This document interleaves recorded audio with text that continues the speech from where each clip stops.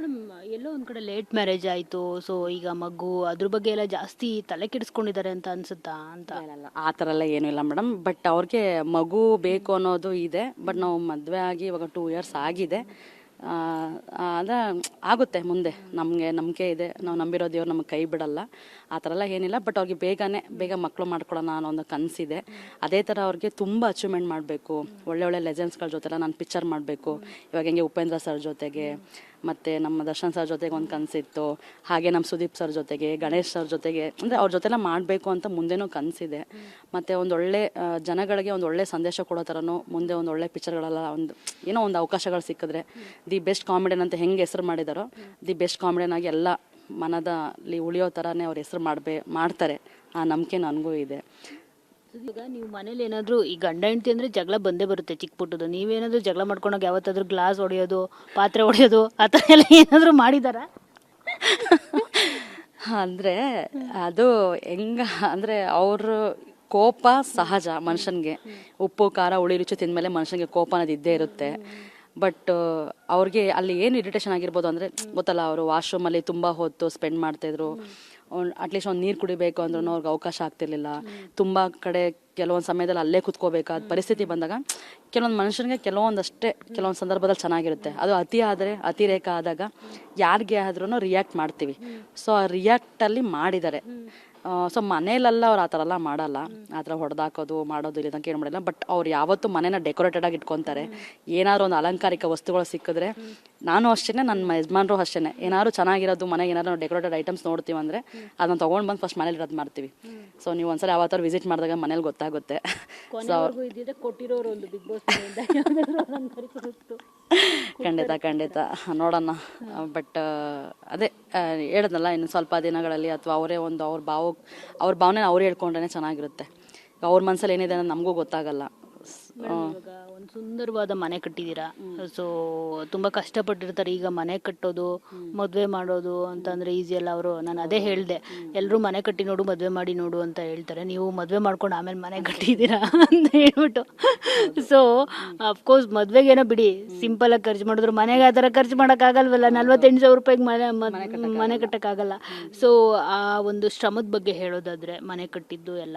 So ಈಗ ಏನಾದರೂ big ಬಾಸಲ್ಲಿ ಇನ್ನು ಸ್ವಲ್ಪ ದಿನ ಇದ್ದಿದ್ರೆ ಅವರು ಸಾಲ ತೀರಿಸ್ಕೊಳ್ಳೋಕ್ಕೆ ಅದು ಇದು ಅಂತ ಏನಾದರೂ ಆಗಿರೋದು ಅಂತ ಅನಿಸುತ್ತೆ.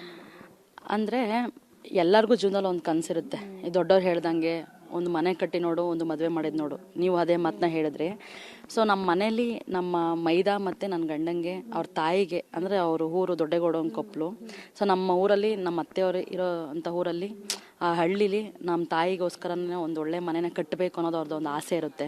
ಸೊ ಆ ಆಸೆ ಹಂಗೇನೆ ನಮಗೆ ಮೈಸೂರು ಕಡೆ, ಬೆಂಗಳೂರು ಕಡೆ ನಾವು ಸೆಟಲ್ ಆಗಬೇಕು ಅನ್ನೋ ಒಂದು ಆಸೆ ಇದ್ರೂ ಅವ್ರ ತಾಯಿ ಖುಷಿಗೆ, ನಮ್ಮ ಅತ್ತೆಯವ್ರ ಖುಷಿಗೋಸ್ಕರ ಇಬ್ಬರು ಮಕ್ಕಳು ಸೇರಿನೇ ಒಂದು ಒಳ್ಳೆ ಮನೆನ ಕಟ್ಟಿಸ್ತಾರೆ. ಸೊ ಖರ್ಚು ಬೇಜಾನ್ ಆಗಿದೆ. ಅಂದರೆ ಸಂಪಾದನೆ ಏನೋ ಮಾಡೋದೇ ಅಲ್ವಾ ನಮ್ಮದೊಂದು ನೆಲೆ ಕಂಡ್ಕೊಳ್ಳೋಕ್ಕೆ. ಆ ನೆಲೆನ ಕಂಡ್ಕೊಳ್ತಾರೆ. ಬಟ್ ಈ ಜೀವನ, ಈ ಪ್ರೋಗ್ರೆಸ್ಸಲ್ಲಿ ನಾವು ಸದಾ ಹೇಗಂದರೆ ಈ ಮನಿ ಅನ್ನೋದು ಇಂಪಾರ್ಟೆನ್ಸ್ ಆಗಿರುತ್ತೆ. ಈಗ ಅವ್ರಿಗೆ ಒಳ್ಳೊಳ್ಳೆ ಅವಕಾಶಗಳು ಸಿಗಬೇಕು, ಅವ್ರು ಮತ್ತೆ ಒಳ್ಳೊಳ್ಳೆ ಪ್ರಯತ್ನಗಳನ್ನ ಪಟ್ಟು ಅಥವಾ ಎಲ್ಲ ಹೆಚ್ಚು ಜನಗಳದ್ದು ಮೆಚ್ಚುಗೆ ಪಡಿಬೇಕು. ಮತ್ತು ಕಲರ್ಸ್ ಕಾಣೋದವರು ಹೆಚ್ಚಿಗೆ ಅವಕಾಶಗಳನ್ನ ಕೊಟ್ಟು ನನ್ನ ಗಂಡನ ಮತ್ತೆ ಮನರಂಜಿಸ್ಬೇಕು, ಒಳ್ಳೊಳ್ಳೆ ಸ್ಟೇಜ್ ಹತ್ತಬೇಕು.